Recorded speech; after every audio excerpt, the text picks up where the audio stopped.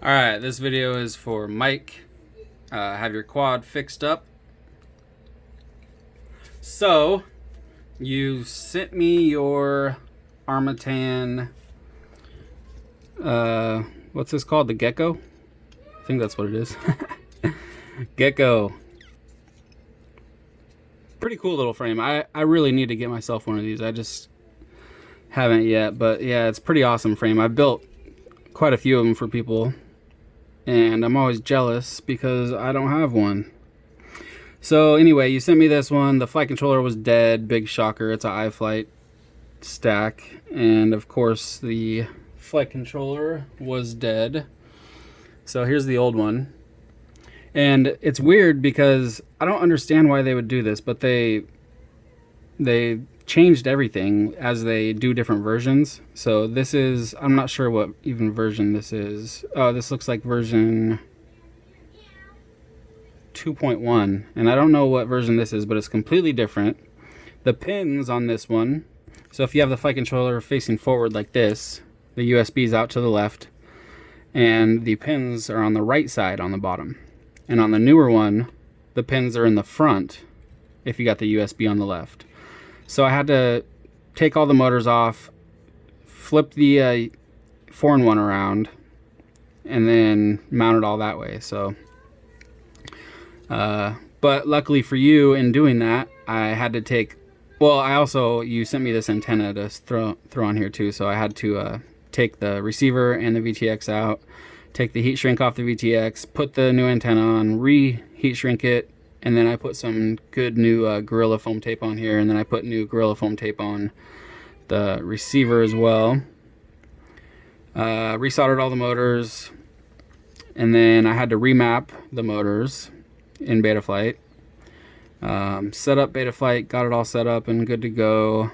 So everything should be good to go now. I just tried to test hover it, and then it flipped out because I had to remap the motors, which happened to me on another quad earlier today. So this shit happens all the time. But that's what you got to do when you get a new quad you don't know anything about or whatever. You know, you got to go through each and everything to get it to where it needs to be. So got that taken care of. It should be good to go now. So it's already bound up to my radio.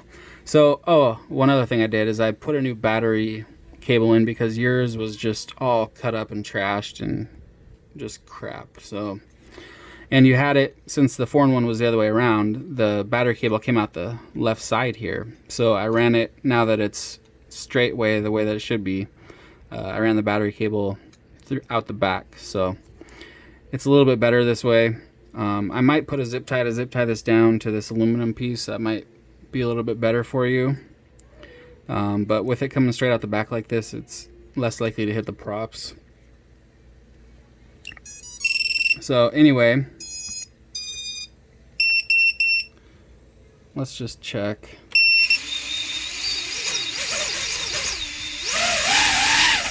Yeah, it's good to go. Alright, so video is good to go. Looks good. Surprisingly, the black lines are very minimal, like barely, you can barely even see it at all, so that's pretty good. Especially for having the Crossfire sitting directly on top of the Pro 32 Nano. It's kind of crazy, but anyway, video looks good. Let's go for a hover.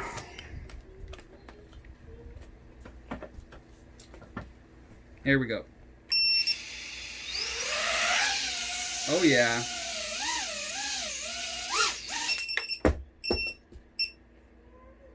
What the hell was that?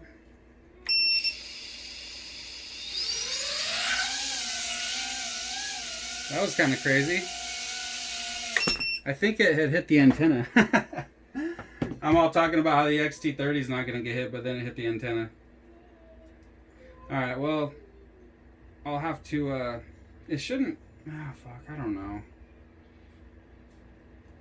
Maybe you can figure something out with it, but it's going to be better with the XT30 out the back, so I'll zip tie it down and then you can think of something for the antenna, or just leave it how it is. It's not going to hit it as long as you keep it in the center, unless you crash, but then once you're crashed, you're down, you know, so I don't know.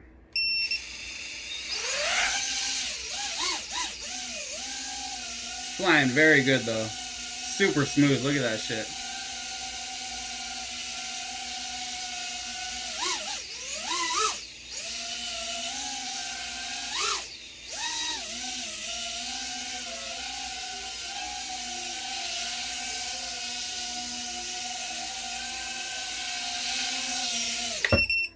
Alright, so I'm going to get this thing boxed up and shipped out, and I'll send you over tracking when I have it. Yeah, the antenna just kind of went over to the side, and it doesn't look like it got nicked, but anyway.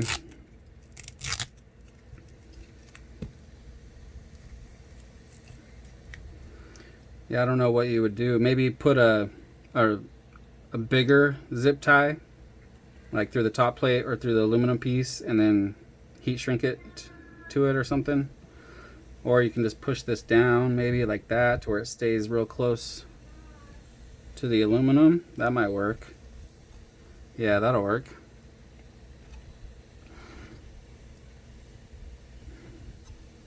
Something, I don't know.